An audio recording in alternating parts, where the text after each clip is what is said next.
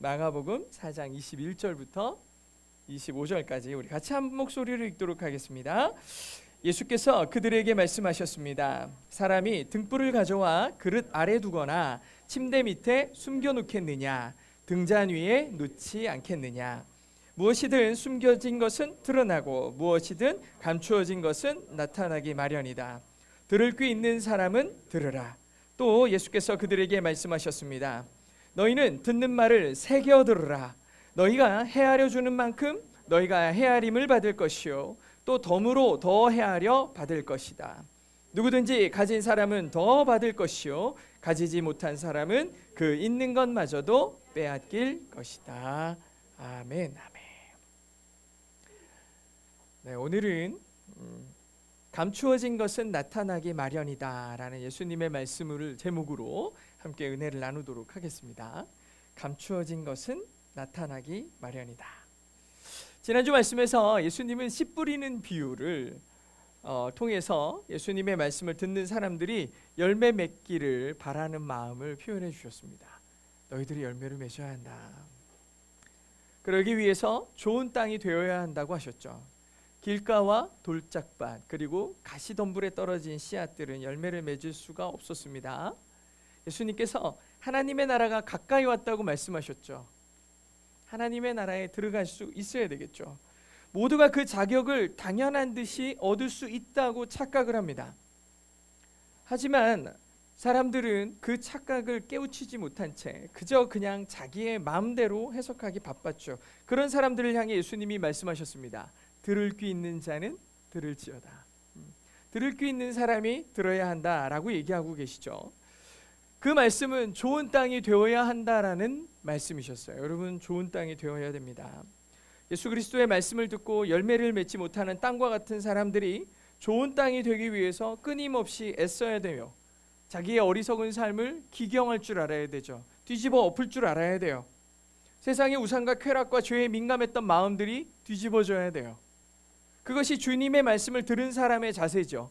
말씀을 들었어도 전혀 변화되지 않으면 무늬만 그리스도인인 거죠. 주일이 되니까 예배의 자리에 나올 뿐이고 누군가 나에게 물어볼 때 나 예수 믿는 사람이야, 나 크리스찬이야 라고 말할 뿐인 거예요. 예수님은 씨 뿌리는 비유에 이어서 세 가지 비유를 더 말씀해 주시거든요. 이어서 말씀하시는데 이 비유들은 다 열매 맺는 삶을 산 그리스도인들이 가야 할 하나님의 나라에 대한 비유입니다. 하나님의 나라가 뭐냐? 오늘은 이 비유들을 세 가지를 한 번에 살펴보려고 합니다. 먼저 오늘 읽은 21절로 23절에서 예수님은 등불을 놓는 위치에 대해서 얘기하시죠. 요즘에 등불을 안 쓰죠? 등불을 거의 안 쓰기 때문에 랜턴으로 바꾸겠습니다.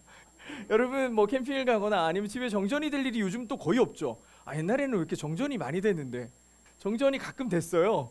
집에 불이 다 꺼지고 정전이 될 일이 있어요. 그러면 초 어디 있어? 막 그래요. 초를 찾고 그랬는데 지금 그럴 일도 없고 다 랜턴을 켭니다. 여러분 랜턴을 켜면은 의자 밑이나 침대 밑에다가 두르는 사람은 아무도 없습니다. 랜턴을 켠다는 것은 어두운 곳을 밝히기 위한 것이고 방해받지 않고 가장 많은 넓은 지역에 이 빛을 전하기 위함이기 때문에 가장 높은 곳에 랜턴을 달게 되어 있죠. 이건 너무나 당연한 상식입니다. 예수님께서 이 비유를 말씀하시더니 22절에서 바로 이어서 뭐라고 그러시냐? 뭐든지 숨겨진 것은 드러나고 무엇이든 감추어진 것은 나타나기 마련이다 라는 말씀을 하시는 거예요. 세상은 날로 악해지죠. 사람들은 진리에 귀 기울이지 않아요.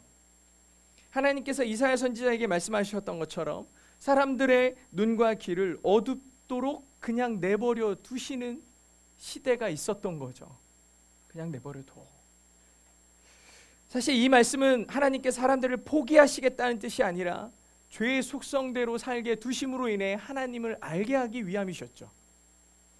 죄의 속성대로 산다는 게 무슨 뜻이냐? 죄의 속성을 따르는 사람의 마음을 조종하는 자는 사단이고 그 사단의 계략은 사람들이 진리를 외면하도록 그리고 그들이 뭔가 진리를 봐도 모르게 들어도 깨닫지 못하도록 만드는 전략들이 있었어요. 이미 수많은 사람들이 진리를 어두워진 자기들의 마음속에 다 가둬버려요. 다 가둬버려요.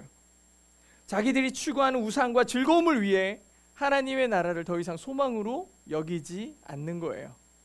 좋은 줄 모르는 거죠. 로마서 1장 28절에 보면 같이 한번 읽어보겠습니다. 시작. 또한 그들이 마음에 하나님 두기를 싫어하며 하나님께서 그들을 그 상실한 마음대로 내버려 두사 합당하지 못한 일을 하게 하셨으니. 예수님께서는 이런 사람들의 악한 마음을 너무나 잘 아셨어요. 마음속에 하나님 두기를 싫어함으로 그냥 하나님 없는 삶을 살려고 애쓰는 그들을 그냥 두셨어요. 죄 가운데 죄를 따라가기를 기뻐하는 마음을 그대로 두시니까 그들이 하는 일은 합당하지 않은 일 투성이었죠. 합당하지 않은 일 투성이었어요. 이 사람들의 이 악한 마음을 주님은 너무나 잘 아셨기 때문에 자기들의 만족과 유익을 따라가고 애써 죄의 속성을 따라가는 이 사람들을 잘 아셨어요. 하지만 그들의 마음속에는 하나님의 뜻과 진리가 감추어져 있었다라는 얘기입니다. 예수님께서는 그들의 이 감추어진 마음들을 끄집어내고 싶으셨어요. 그래서 하신 말씀이에요. 아무리 너희들이 진리를 숨긴다 해도 결국엔 드러나게 되어 있고 감추려 해도 나타나기 마련이다. 진리는 드러나게 돼 있거든 이라고 그들에게 말씀하고 계시는 거예요. 최근에 정말 많은 교회들이 문을 닫고 있습니다. 제가 주변에 목사님들하고 얘기를 하다 보면은 저한테 목사님 발 넓지? 아는 사람 많지? 우리 부교육자 좀 소개시켜줘 막 얘기를 하세요. 아니 부교육자가 없대요. 너무 부목사님으로 찾는 사람들도 없고 그래서 후임 목회자나 부교육자를 구할 수 없는 교회들이 정말 많다고 그러더라고요. 신학대학에서 신학을 공부하고 목회학을 전공했는데도 불구하고 정말 많은 졸업생들이 목회를 포기한다고 합니다. 너무 안타까운 일이죠. 교회가 더 이상 생겨나기보다는 줄어드는 확률이 높고 이제 곧 없어질 교회들도 그만큼 많다는 거예요. 그나마 미디어나 세상에 드러나는 목회자들을 보면 목사들을 보면은 너무나 우상과 거짓, 음란과 탐욕에 발가 고발당하는 사람들이 대부분이에요. 좋은 소식으로 나오는 목회자들은 별로 없잖아요. 미디어에서 만나는 사람들은 대부분 이상한 분들이 많아요. 세상은 하나님의 나라를 외면하게 만들어요. 에휴 뭐야 세상이 뭐 다 그렇지. 소망 없는 세상에서 무질서와 고통을 직면하게 만들어요. 너희들의 세상은 너희들의 운명은 결국엔 다 망하는 거야. 다 죽는 거야. 절망으로 나락으로 끌고 가죠.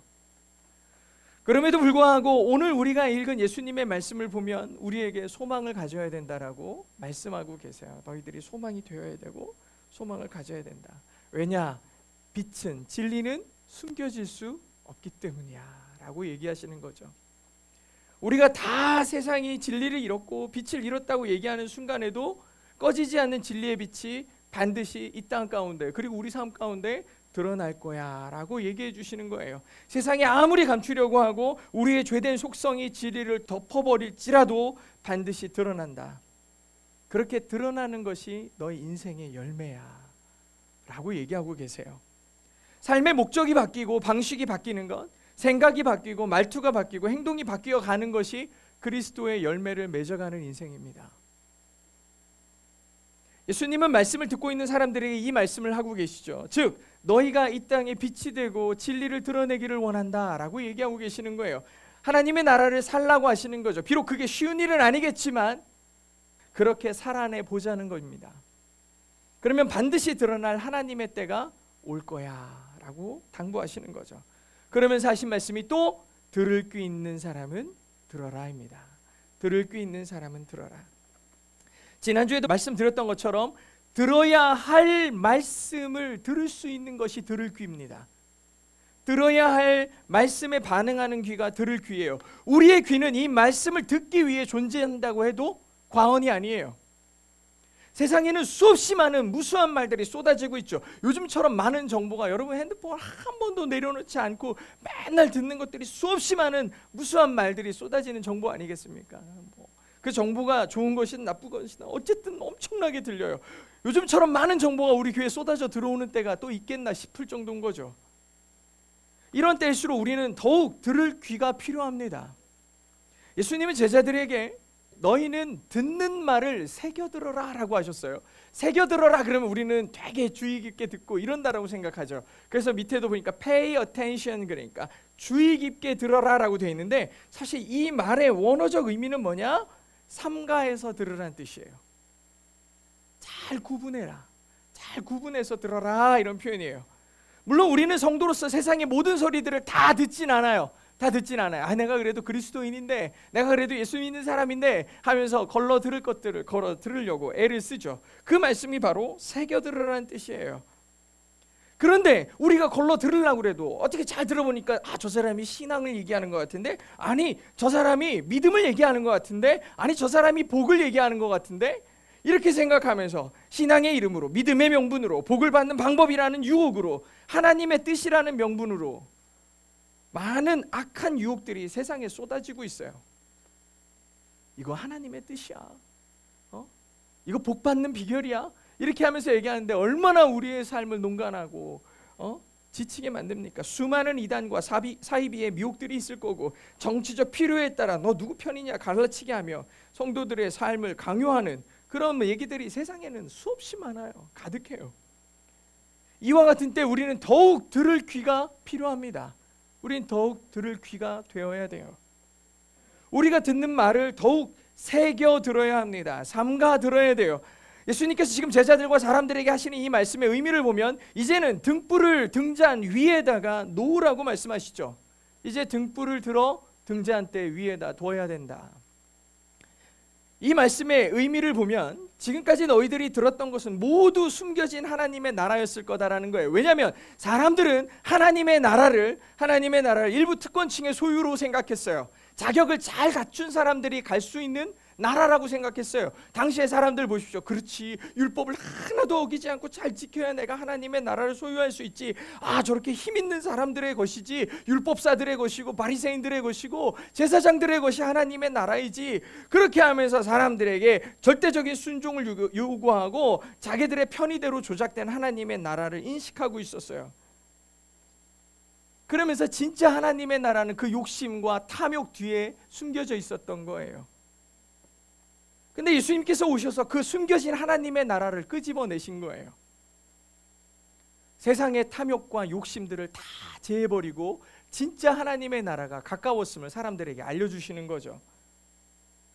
그래서 이제부터는 듣는 말을 새겨들으라고 하신 거예요. 저 세상의 사람들, 저 탐욕스러운 자들이 하는 말이 아니라 이제부터 내 말을 들어라요. 이제부터 내 말을 들어라. 분별해라. 새겨들으라고 하신 거죠. 거룩해져라.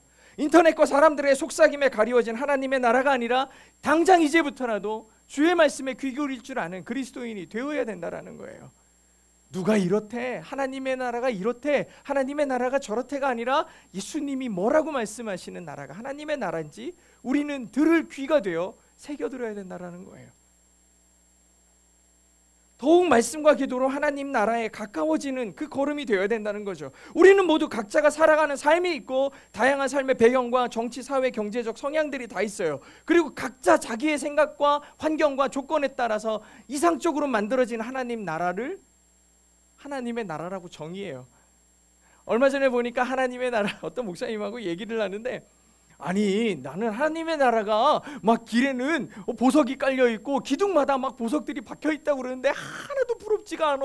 이렇게 하시면서 뭐라는지 알아? 나는 만약에 하나님의 나라가 바닥에는 맘모스빵이 깔려있고 기둥에는 단팥빵이 깔려있으면 엄청 부러울 것 같아. 나는 빵을 엄청 좋아하거든. 이렇게 얘기하시는 거예요. 아니 사람마다 자기 이상에 따른 하나님의 나라는 다 다른 거예요. 내가 꿈꾸는 하나님의 나라, 쾌락을 좋아하면 쾌락이 뭐겠습니까? 세상 가운데 거기에 수많은 쾌락의 요소들이 가득하면 거기가 천국이겠죠. 수없이 많은 사람들이 자기의 이상이 반영된 하나님의 나라를 꿈꾸고 있는 거예요. 이것이 들을 귀 없는 자들이 꿈꾸는 하나님의 나라의 방식이에요. 이제 욕심을 제하고 욕심에 기반한 모든 것들을 다 제하고 예수님께서 말씀하신 하나님 나라에 귀 기울이는 것, 그리고 그 나라를 꿈꿀 수 있는 사람이 되는 것, 이게 그리스도인의 축복인 줄 믿으시기 바랍니다. 이어서 예수님께서 자라나는 씨에 대해서 말씀하시는데 27절부터 나옵니다. 같이 한번 읽어볼게요. 시작. 씨는 그 사람이 자고 있든 깨어 있든 밤낮 없이 싹이 트고 자라난다. 그러나 그는 씨가 어떻게 해서 그렇게 되는지 알지 못한다.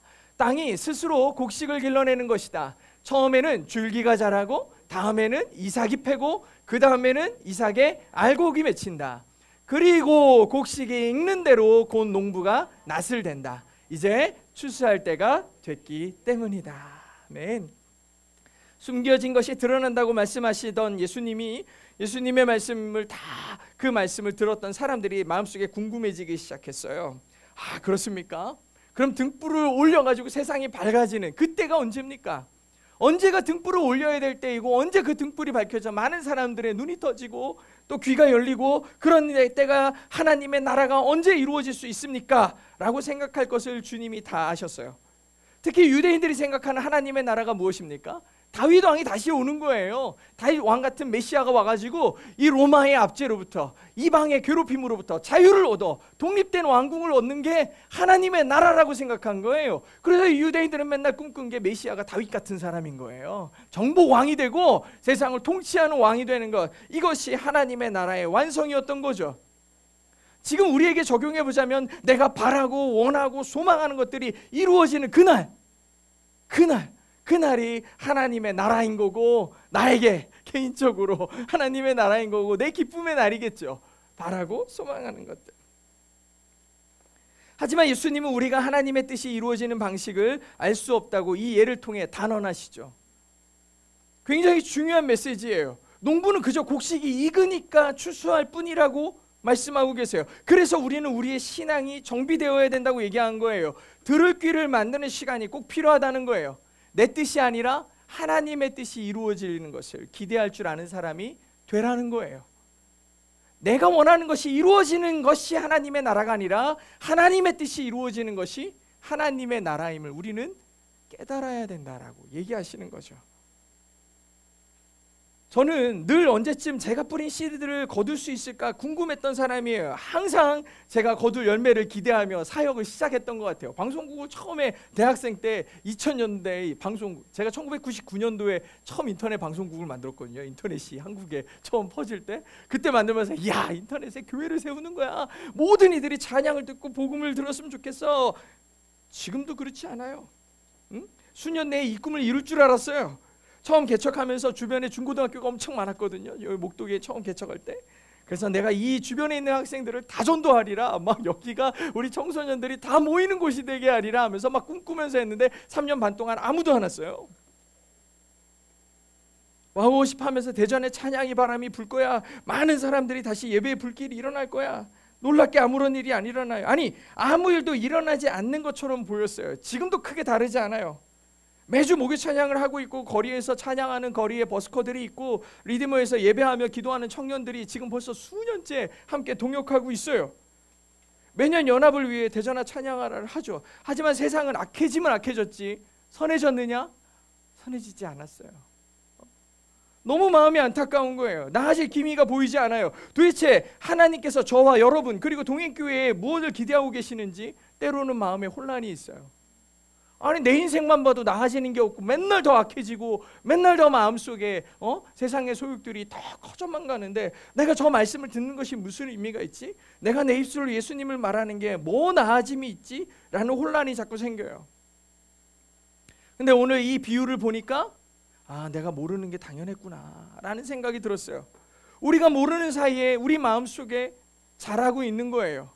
심었기에 반드시 열매가 맺힐 것을 믿는 믿음으로 사는 게 그리스도인의 마음이라는 거죠. 아니, 왜 아무런 변화가 안 일어나? 왜 아무 일도 안 일어나? 어쩌면 그게 너무 당연한 것이고 이제 하나님 나라를 기대하는 마음으로 사는 거죠. 예수님께서 이 땅에 오셔서 하나님의 나라가 가까웠다고 얘기하신 거예요. 그리고 그 말씀을 우리가 다 들었어요.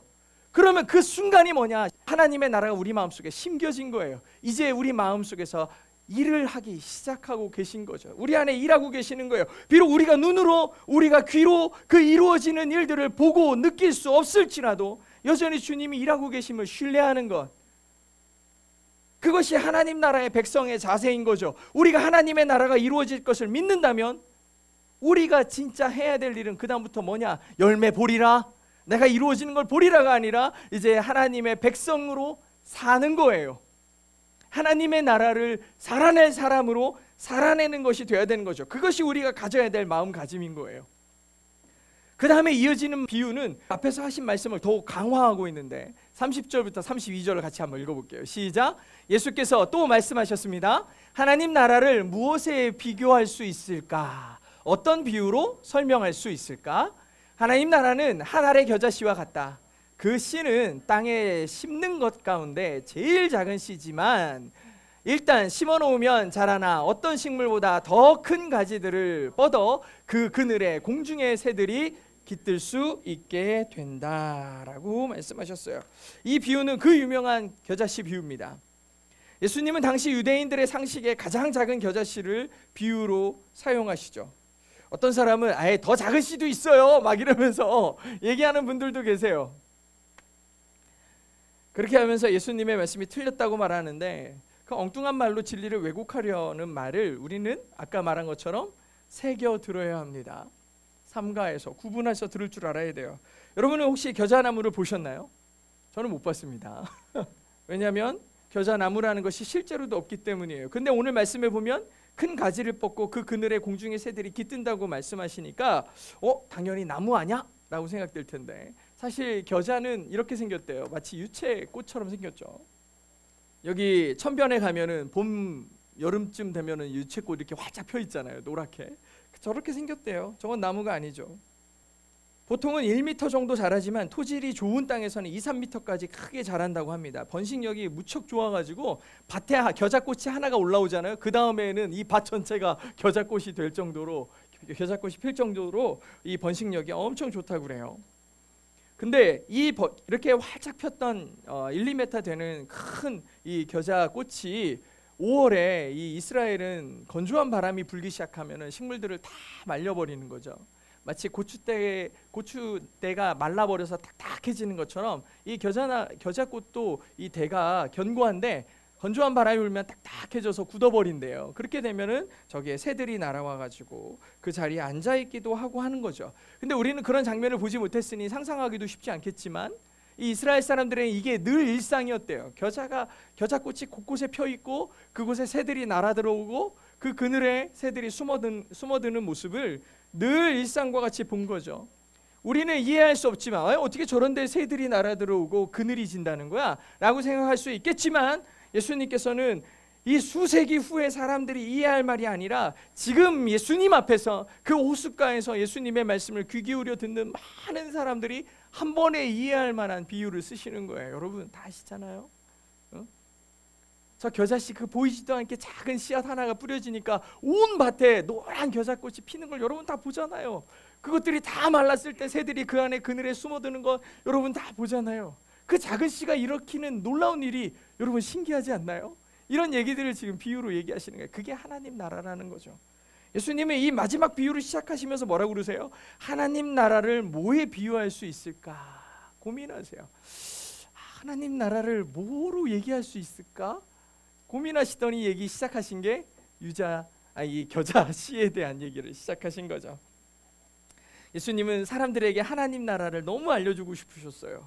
사람들이 하나님 나라에 대해서 갖고 있는 오해, 잘못된 기대들을 좀 바꿔놓고 싶으셨어요. 저는 이게 기경되는 거라고 생각해요. 우리의 관념, 우리의 선입견들, 우리의 편견들이 갖고 있는 하나님의 나라에 대한 오해들, 그런 것들을 다 뒤집어 놓고 싶으셨던 거예요. 사람들은 이스라엘이 다시 다윗과 같은 메시아가 나타나 통일 왕국을 세워줄 거라는 기대를 하고 있었지만 다윗은 아니, 그거 하나님 나라 아니야. 그런 방식의 하나님의 나라가 아니다. 하나님의 뜻이 이루어지는 나라, 모든 민족이 하나님의 말씀에 순종하는 나라, 하나님의 통치가 이루어지는 나라, 하나님의 뜻이 하늘에서 이루어진 것 같이 이 땅 가운데로 이루어지는 나라가 바로 하나님의 나라야 라고 얘기하고 계시는 거예요. 만약 누군가 하나님의 뜻을 따르는 삶을 살고 있다면 거기가 바로 하나님의 나라가 되는 거예요. 이것은 개인적으로나 공동체적으로나 나라적으로 모두 동일해요. 우리가 선교지에서 우리의 생각들대로 살기를 다 버리고 다 포기하고 그곳에서 하나님의 뜻이 이루어지는 것을 우리가 목도했다면, 봤다면 우리는 하나님의 나라를 본 거예요. 그 경험이 우리를 살게 하는 거예요. 그것이 우리의 삶에 기경이 일어나는 거죠.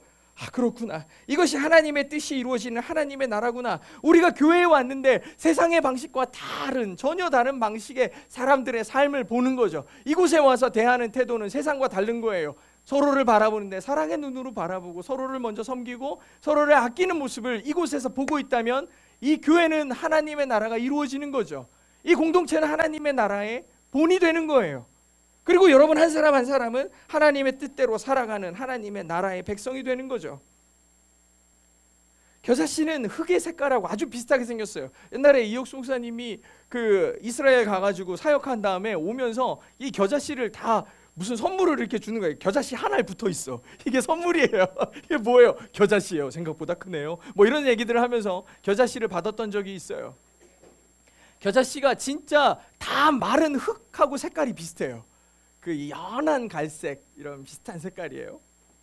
그걸 받았어요. 그래서 겨자씨는요 되게 큰 특징이 뿌리잖아요, 심으잖아요. 그러면은 던지는 순간 흙하고 하나 되어 사라져 버려요. 어디에 심었는지 지금 뭐 씨를 찾을 수가 없을 정도로 흙하고 색깔이 비슷해가지고 사라져 버려요. 어디다 뿌렸지? 몰라요. 씨를 뿌렸는데 씨를 뿌리기 전하고 달라진 게 하나도 없는 것 같은 게 겨자씨를 뿌리는 것과 마찬가지라는 거죠. 찾기 힘들어요. 그럼에도 씨는 분명히 뭐해졌다? 뿌려졌다는 거예요. 심겨졌다는 거예요.